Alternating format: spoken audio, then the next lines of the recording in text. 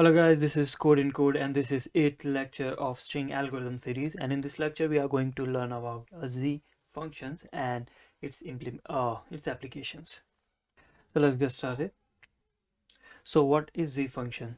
Z function for a string S is defined as an array of length n, assuming string length is n. Okay, so it's an array of length n where ith element is equals to the greatest number of elements starting from index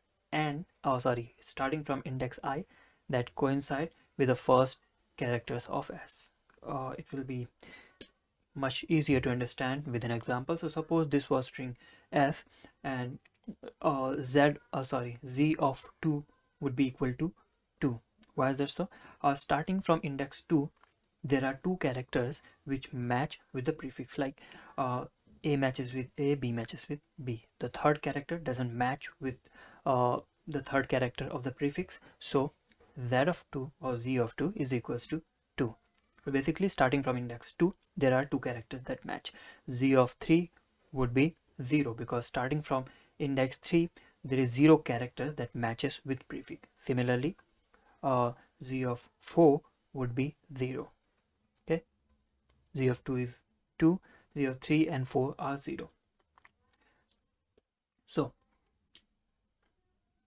prerequisite for learning Z algorithm is basics of substring or string and basics of programming. Nothing more than that is required. So we are going to evaluate Z function for the entire string in linear time, that is big O of n time, assuming n is length of a string. So let's see how the naive approach will work. So this is the naive implementation which takes n square of time. Z function I've taken a size 2000, assuming string size doesn't go beyond that. Depending upon your problem, you can change the size. And so this is very basic implementation. You can pause the video and go ahead with this. The overall time complexity for this is n square. Let's go ahead and see what are the problems of this implementation. See, Z of 0 we have already defined to be 0. Depending upon the problem, you can change it. The algorithm doesn't depend upon the value of Z of 0. Okay. Now we are left to calculate Z from 1 to n minus 1, and that is why we have this loop. For each I, what we are doing, we are initializing value of Z of 5 is 0, since I have defined the Z array globally, so all of the values are initialized with 0. So we are starting Z of 5 is 0, and then we are going and comparing each of the character till it matches, right? Then we are going, for example, for 1 we have initialized Z of 1 with 0, and then we are matching all of the character till it matches, and then we are stopping, and then we are going to Z of 2. Z of 2 is again starting with 0, and then we are comparing each of character till it matches, right? And that is happening for each I from 1 to n minus 1. And that is why we are having the worst case complexity as n square. Assume that the input string is, if the input string is a, like if length of the string is 10,000, assume, and all of the 10,000 character are actually a, this will result in n square complexity. That would be the worst case scenario for this implementation. For each character you would for each index I, you would start Z with 0, and then you would keep matching them one by one till the end. Okay, and that is why we are getting n square complexity. So the question is, can we skip comparison of certain character and then jump start Z of I with certain predefined value instead of 0? Instead of 0, can I start Z of I with certain integer like 5 or 7 or 10 or 10,000, something like that, depending upon which is actually correct, not just random value, but which is actually correct. And basically, can I skip comparison of certain character? Remember the same thing we have done in pi function, which is utilized in KMP algorithm, right? So can we do the same thing with Z function? Well, the answer is yes, and that is the main implementation or improvisation of Z algorithm. So let's see what is the observation using which we can actually skip comparing certain characters, which will enhance the overall complexity and will make it a big O of n, that is linear from quadratic. So before moving on, make sure that you understand what is the problem with this algorithm. Okay, the problem is that we are starting z with 0 for each index I and then moving on further. Okay, so if I show you the linear time algorithm, the linear time implementation of z algorithm is this. Okay, for each index I from 1 to less than n, what we are doing these.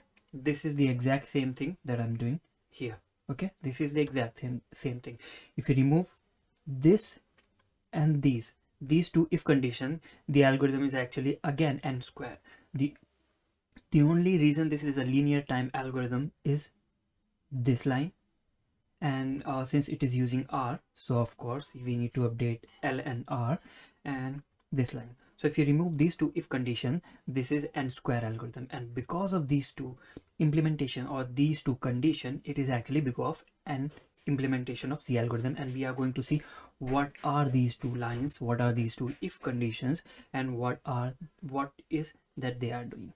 Okay, if you can see here, if this condition is met, we are initializing z of I with certain initial values. You can call this as the starting point, or what is the word that I was using? Yeah, head start. Okay, so we are not initializing, or we are not starting z of I each time with 0, but we are checking whether certain conditions are met. If certain conditions are met, we are initializing, or we are taking a head start. What is it? How this is work? Let me explain you. To understand that, let's go ahead and learn about two terminologies. So first is segment match. So a substring which matches with the prefix of the input string is called the segment match. For example, in this input string ABC, AD, ABC, there are two segment match. First start at 3 ends at 3, which is A. As you can see, this substring matches with prefix, and the other segment match is ABC.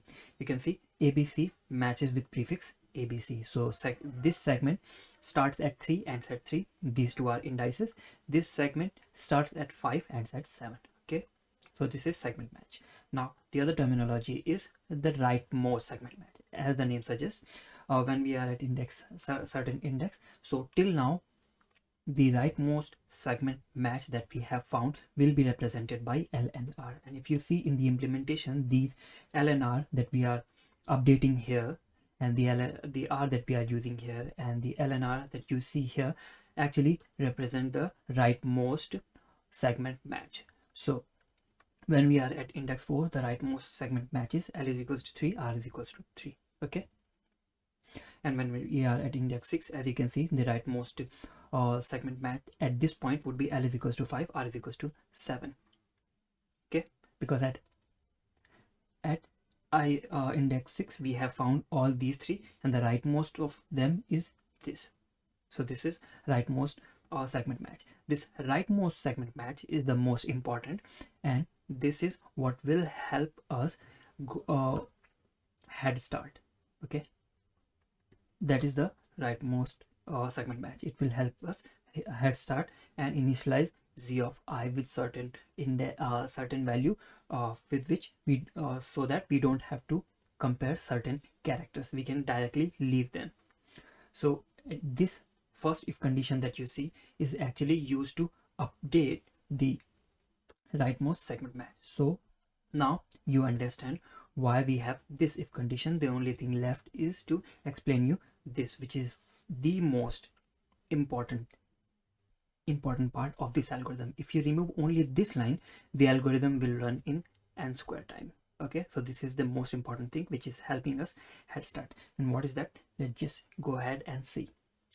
So the question is, how rightmost segment help us head start? See, when you reach suppose let's take an example. When you reach when you are going to calculate z of 5, when you reach 5, you see the rightmost segment match was L is equals to 3, R is equals to 3. So of course this is beyond the rightmost segment match, right? Segment match can help you. Here you see segment match can help you head start if and only if I is less than equals to R.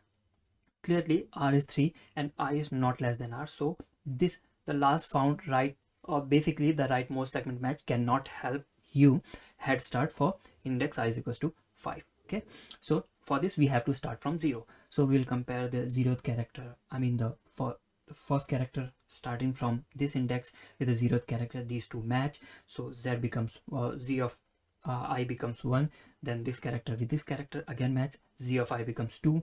Then this character with this character, z of I becomes 3, and beyond that there is nothing, so we would stop. So z of I would be 3, right?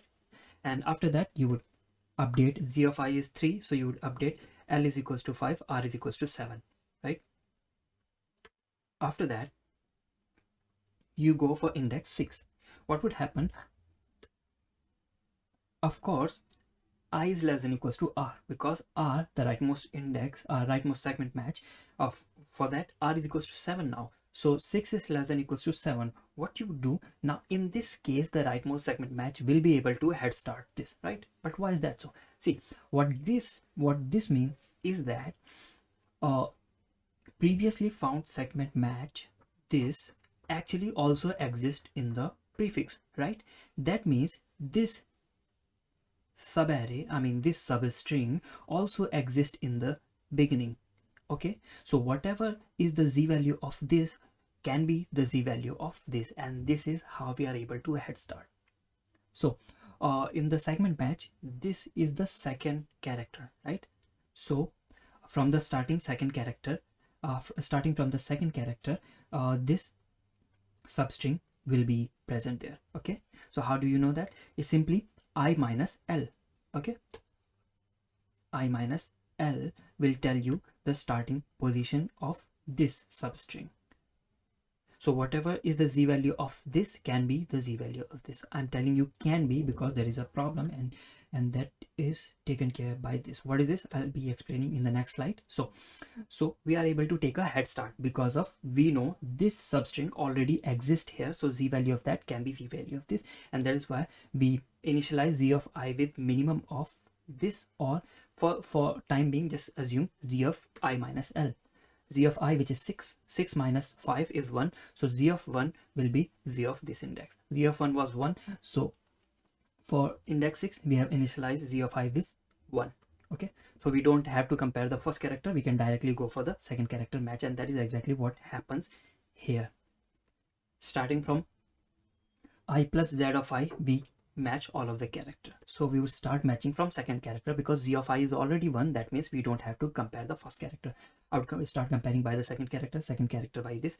This doesn't match, so z of I remains 1. So you understand that how this is helping? You might say that okay, z of I is now initialized with 1 only, so we are able to save only one character match. Is it enough? Well, in this example actually you may see that it is not enough, but take a look at this example. So I have already calculated z of I for index 1, and that has also led me to a segment match with L is equals to 1, R is equals to 7. Now you go for index 2, you see that 2 is of course less than equals to 7, so we are able to head start since I is less than equals to R. So 2 is less than equals to 7, so we are able to head start. So z of I will be equal to minimum of R plus 1, R plus I minus R minus I plus 1, or z of I minus L. Let's see, z of I minus L, I is 2 and L is it I minus L? I minus L, yeah. I is 2 and L is 1, so 2 minus 1 is 1. Of course z of 1 is 7, so you are your z of I would be equal to minimum of 7 or R minus I plus 1. Now you will be understanding what is this, and again you will understand how z of I minus L helps. So z of I minus L tells you to be 7.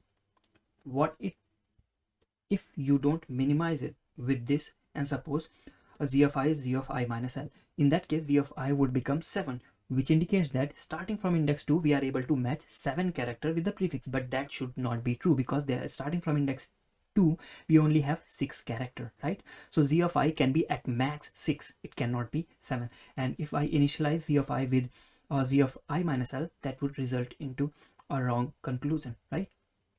A wrong value. So why is that so? Because you cannot go beyond R. At R, R represents the maximum range till which we have till now what we say uh, I'm not good with words or vocabulary. So till R we have successfully found out the actual segment which matches. Beyond R we know that either the characters do not match, or we haven't till now we haven't compared them altogether. When you are here and r is equals to 3, so what we know, the previously we have found a match from L is equals to 3 to R is equals to 3, right? Beyond that, either the character do not match or we haven't even scanned them, right? So beyond R the world for us do not exist, so we won't go beyond R, and that is why we need to minimize it with R minus I plus 1. So what would happen, see here, R is 7, so we have scanned till this point, so we cannot go beyond this. If z of I becomes 7, that means we are going beyond that, and that is not possible, and that is why we need to minimize it. So R minus I plus 1 will tell you how many characters are there from I to R. Okay, so R minus L plus 1 in this case would become 6. So you are minimizing with 6 or 7. So 6 is minimum of these two, so z of y would be initialized with 6. So see here, now we are able to now z of I would become 6. That means you can skip comparing 6 character for index 2. Now you go for 7 character, but 7 character is beyond the what we say, beyond the string, so we will simply stop, and that is what this condition is checking. So see here, now you are able to understand both of these things. First, this head start helps you a lot. In this case, it simply stopped us by comparing all of these characters with the prefix. All of these characters we are able to skip them, right? So it helps a lot, the head start. And the second thing, we should not go beyond R, because till R we have only successfully scanned. Okay, so now you understand this condition and this condition, so now you should be able to understand how the calculation of Z algorithm works. And this implementation will take only big O of n time. And what is the proof of that? Well, cpalgorithm.com provide everything, and that is why I like this website a lot. This is one of the favorite resource for me for learning algorithms and data structure that I haven't learned till yet. So you can see here asymptotic behavior of the algorithm, it is big O of n. And why is that so? The proof is given here. So I'll be providing the link in the description of the video so that you can go through the asymptotic behavior of the algorithm, and you can understand why the algorithm run in big O of n time. So yeah, this was all for this lecture. If you have any doubt or query, you can ask in the comment section. And the the application are almost the same as the the Z function that the pi function that we have studied for KMP algorithm. The applications are almost the same, and you wanna go for the practice problem here. You can find all of the practice problem, and you can go through these using Z algorithm. So yeah, this was all for this lecture. Thank you guys for watching. If you have any doubt or query, you can ask in the comment section. So till the next video drops, keep coding. Thank you.